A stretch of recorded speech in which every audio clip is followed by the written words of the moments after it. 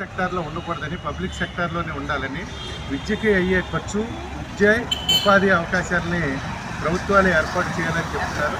కానీ ఈ రోజున విద్యా విధానంలో చాలా మార్పులు ఉన్నాయి. ఏం చేస్తున్నారంటే ప్రైవేటు విద్యా విధానం మన కళ్ళ ముందే చూస్తున్నాం. ఏదో బర్రీలో బొర్రీలో జెర్రీలో అనే వేరే పేర్లు పెడుతున్నారు. వాటికి పేర్లు పెట్టి అక్షరాలు దిద్ది పిల్లలకు కూడా ₹2,00,000 వసూలు చేసి నేర్చుకునేటువంటి పరిస్థితులు ఉన్నాయి.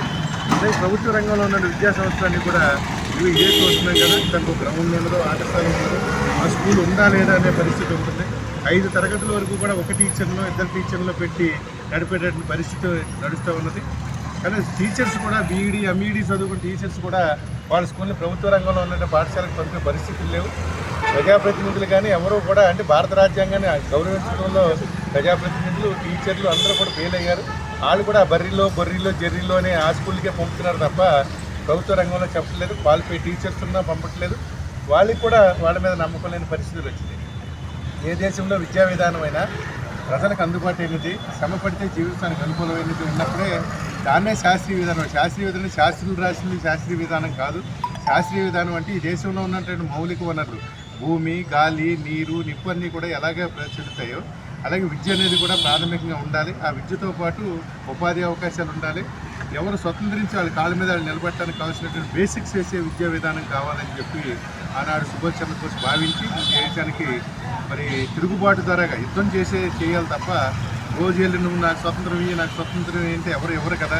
స్వతంత్రం అంటే అది మన జన్మకు కావాలి. అందుకని మీరు రక్తాన్ని ఇవ్వండి అని అంటే రక్తదానాలను అన్నదానాలను ఆయన కోరుకోలేదు. దానాలని తప్పు, కర్మ చేయాలని చెప్పి ఆయన దేశంలో నీ రక్తాన్ని చిందించైనా సరే స్వతంత్రాన్ని స్వేచ్ఛగా బతుకు, ఈ స్వేచ్ఛా జీవనమే ఈ దేశానికి ఒక మార్గం చూసిపెడుతుంది. ప్రపంచ స్థాయిలో నీ చరిత్రని నీ గంటని చూపించగలుగుతుందని చెప్పగలిగారు.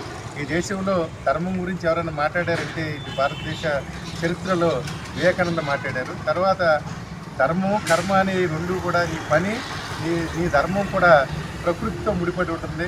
ఈ ప్రకృతిని నువ్వు రక్షించుకున్నప్పుడు ఈ సమాజాన్ని రక్షించగలుగుతావు అని చెప్పి నేతాజీ చెప్పినటువంటి చివరి మాటలది. అందుకని ఈ దేశం కోసం అవసరమైతే, ఈ దేశం పరాయి పిల్లలకి వెళ్ళిపోయినప్పుడు అవసరమైతే ప్రాణత్యాగానికైనా వెనకాడకూడదని చెప్పి ఆయన సందేశం ఇచ్చారు. ఆ సందేశాన్ని ఈ రోజున అందరూ రకరకాలుగా వాడుకుంటున్నారు. దురదృష్టవశాత్తు మరి నేతాజీకి డాక్టర్ అయినట్టు వైద్యులు అయినటువంటి కల్నల్ డిఎస్ రాజుగుడి సమీప ప్రాంతం వల్లే, అలాగే భీమవరం ప్రాంతానికి కూడా 2-3 సార్లు నేతాజీ సుభాష్ చంద్రబోస్ వచ్చి ఇక్కడ మీటింగులు వెళ్ళిన సందర్భాలు చాలా ఉన్నాయి. నేతాజీ ఫాలోయర్స్ కూడా ఇక్కడే ఉన్నారు. నేతాజీ రాసినటువంటి ఇండియన్ స్ట్రగుల్ అనే పుస్తకాన్ని భీమవరానికి చెందిన వాళ్ళే 12 మంది కలిసి వెళ్ళి బర్మా వెళ్ళి ఆనాడు బ్రిటిష్ ప్రభుత్వం ప్రింటింగ్ కూడా వేసుకునే సందర్భంలో బర్మా వెళ్ళి బర్మాలో తెలుగులో దాన్ని ప్రింటింగ్ చేయించి పట్టుకొచ్చినటువంటి సందర్భాలు ఈ భీమవరానికి చెందినవి.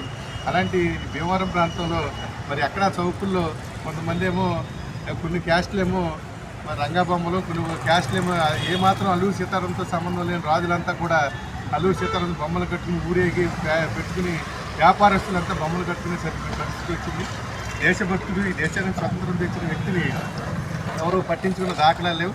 ఏదైనా మీ స్కూల్లో, ఈ రాజరాజేశ్వరి స్కూల్లో ఈ నేతాజీ బొమ్మ ఉన్నందుకు, అలాగే ఈ సందర్భంలో ఇక్కడ వచ్చినందుకు ఇక్కడ స్ట్రెంగ్త్ ఎంత ఉన్నది కాదు, హృదయపూర్వకంగా ఆ స్కూల్ యాజమాన్యాన్ని వారిని కూడా అభినందిస్తూ మున్సిపల్ కార్పొరేషన్ కూడా కళ్ళు తెరిచి నాకు గ్రౌండు అది 5వ తరగతి వరకు కూడా ప్రైవేట్ స్కూల్తో ధీటుగా ఈ స్కూల్ కూడా నడపాలని చెప్పి, అలాగే అవసరమైతే అధికారులతో కూడా మేము సందర్భం వచ్చినప్పుడు మాట్లాడి తెలియజేస్తామని చెప్పి, అలాగే నేతాజీ విగ్రహాన్ని ఎలాగ బళ్ళలోని రోడ్ల మీద పెట్టారో లేదో వేరే విషయం, కానీ ఈ స్కూల్ చేసి ఆ సెలబ్రేషన్ని పరాక్రమ దేశభక్తి పరాక్రమ దినోత్సవంగా జనవరి 23ని జాతీయ సెలవు దినంగా ప్రకటించి ఆ మహానేతకు, ఆ మహానాయకుడికి, ఆ దేశభక్తునికి నివాళులు అర్పించాలని చెప్పి, అలాగే పాఠ్యాంశాల్లో 5వ తరగతి లోపు, అలాగే 5 నుంచి 10వ తరగతి లోపు కూడా పాఠ్యాంశాల్లో నేతాజీ సంబంధించినటువంటి ఆ ధీరోదాత్త చరిత్రను ప్రజలకు అర్థమయ్యేటట్టు, పిల్లలకు అర్థమయ్యేటట్టు అనే మనసుల్లో భావజాలాన్ని పెట్టేటట్టు మరి ఏర్పాటు ముందు కాలంలో జరుగుతుందని చెప్పి భావిస్తూ నాకు ఈ అవకాశం ఇచ్చిన మీ అందరికీ మరొకసారి నమస్కారాలు. జై హింద్, జై హింద్.